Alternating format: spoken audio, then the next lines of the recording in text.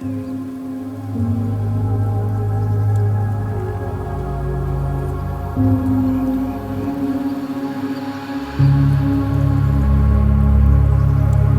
I'm Dr. Melissa Clark. I'm one of the licensed naturopathic doctors here at Protea, and today I wanted to talk about our wonderful and beautiful friend, cortisol. I'm sure you've heard a lot about it, especially in social media these days, and I'm here to tell you a little bit more about cortisol itself, as well as the impact that it can have on us as females and our menstrual cycles. So cortisol itself is a hormone that's produced by our adrenal glands. Our adrenal glands are little guys that sit on top of our kidneys, so in our back. Those adrenal glands are really key and helpful for us in our fight or flight response. So governing most of our actions day to day is what's called the autonomic nervous system, ANS. There's two main divisions of that nervous system. We have our sympathetic nervous system, which is that fight or flight response, or our parasympathetic nervous system, which is what we call that rest and digest. Now, they're always kind of working in balance with each other, meaning that at different points in the day, we may be a little bit more parasympathetic. Think of yourself after a nice, delicious meal, maybe after a Thanksgiving meal, you're relaxing on the couch, you're breathing nice and slow. That's our beautiful parasympathetic nervous system. On the other hand, think of yourself after your friend scared you, jumped out from around the corner. That's that sympathetic nervous system. Now, they're intended to be crucial for us in life, and they really came and developed from our ancestors. The sympathetic nervous system was intended to help get us more alert and awake so that we could run from danger or run from threats in our environment. And that's really one of the main roles that cortisol plays with that system. So again, cortisol is that key component in our sympathetic nervous system. And so with cortisol production, it's intended to be released in times of stress. And what it's doing in those times of stress, so if our brain perceives fears, some stress in our environment, regardless of whether that's a mental, emotional, or physical stress, the response is the same, meaning that we'll get some cortisol production. That cortisol is intended to help free up fuel. So what it's doing is it's actually trying to raise our blood sugar so that our muscles have some fuel to, again, run away from that threat. That's just how our body is hardwired so that we can have that freedom to get away from that threat in our environment. Now, it can become non-advantageous for us when it's secreted continuously over a longer period of time. So initially, that cortisol response is really crucial for life. Again, we get scared of something's happening in our environment, cortisol is released, our heart starts racing, we're breathing a little bit more quickly, our blood sugar is rising, we're in a state where we're ready to get out of, we're ready to move as needed. And initially, cortisol is actually quite anti-inflammatory. Over the long term, however, the opposite can be true. So there can be a lot of benefits of having an appropriate cortisol response.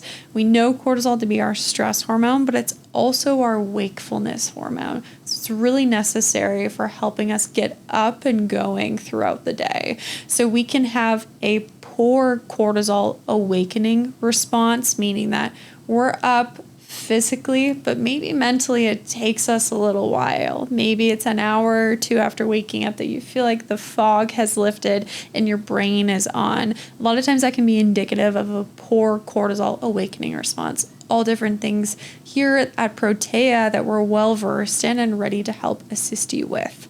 In addition to that, we can have opposing cortisol curves. So as I was mentioning, it's our wakefulness hormone, right? We need it highest in the morning to help get us up and going. And it should kind of cruise down and be lower in the evening so we can go to sleep and fall asleep. Some of us feel or have experienced the opposite of that. In the morning, there's no energy. We're barely getting through.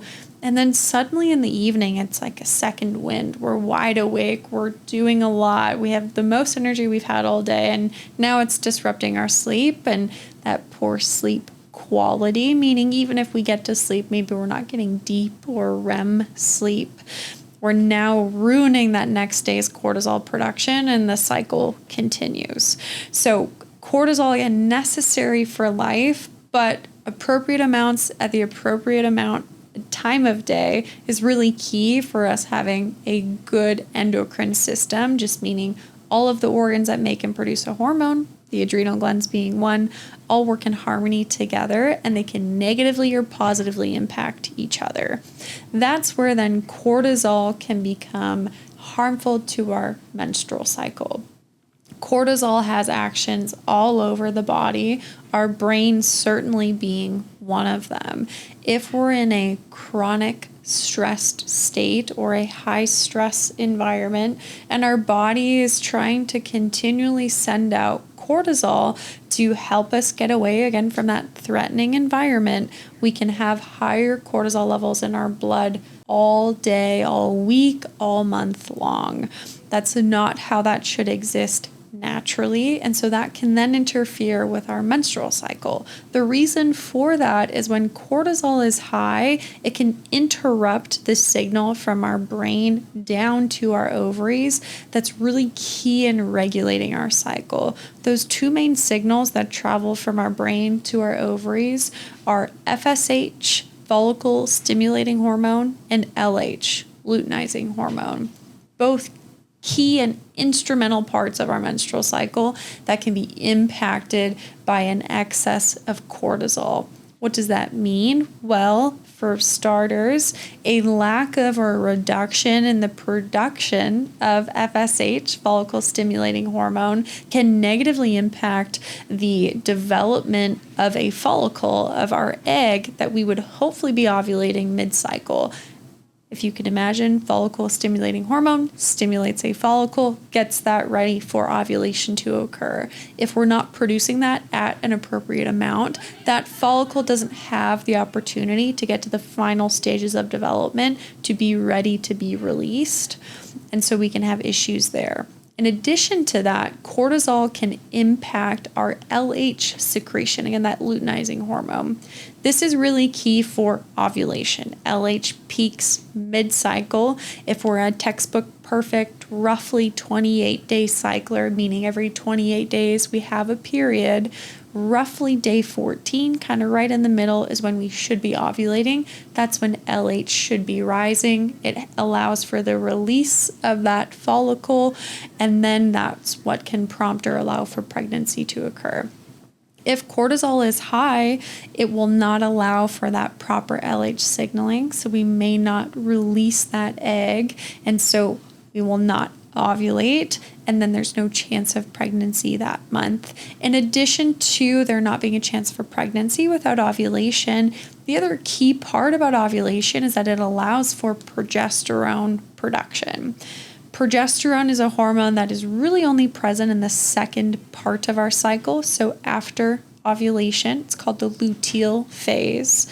And the reason that it's only present there is that it's secreted by something called the corpus luteum. The corpus luteum is something that's created once we ovulate. The cells that are kind of left over that help to facilitate the final stages of growth of that egg are then left, turn into this corpus luteum structure and release progesterone.